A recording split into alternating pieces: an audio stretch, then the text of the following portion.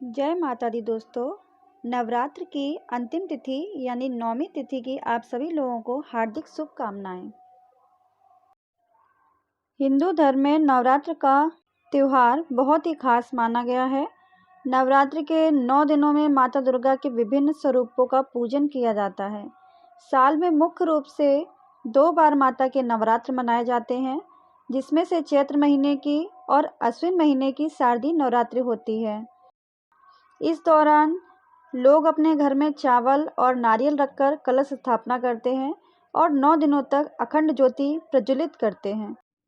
नवरात्रि के पहले दिन घट स्थापना के दौरान कलश के ऊपर नारियल रखने का विधान है।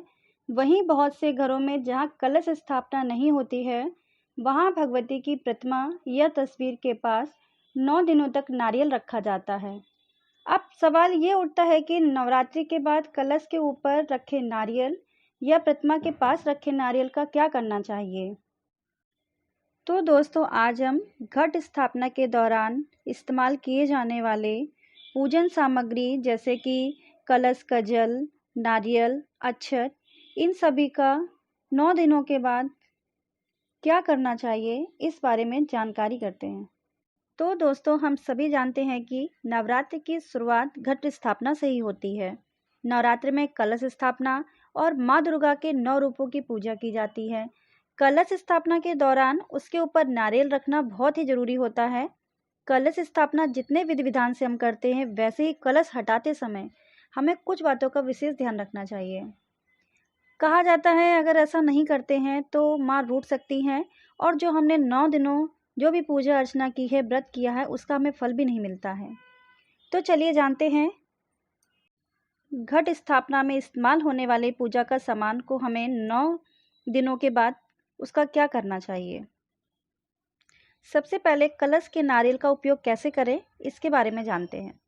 नवरात्रि के बाद कलश पर रखे नारियल को लाल कपड़े में बांधकर हम अपने पूजा घर में रख सकते हैं। फिर अगली नवरात्रि के बाद पहले से बंधे नारियल को नदी में प्रवाह कर दें। उसके स्थान पर नारियल के बाद कलश हटाएं। नारियल को उसी प्रक्रिया में बांध दें। व्यापारी हैं तो व्यापार के स्थान पर उसी नारियल को रख सकते हैं। इससे व्यापार में बरकत बनी रहती है। मानता है कि ऐसा करने से साल भर माता रानी अपने भक्तों पर कृपा बनाए रखती हैं।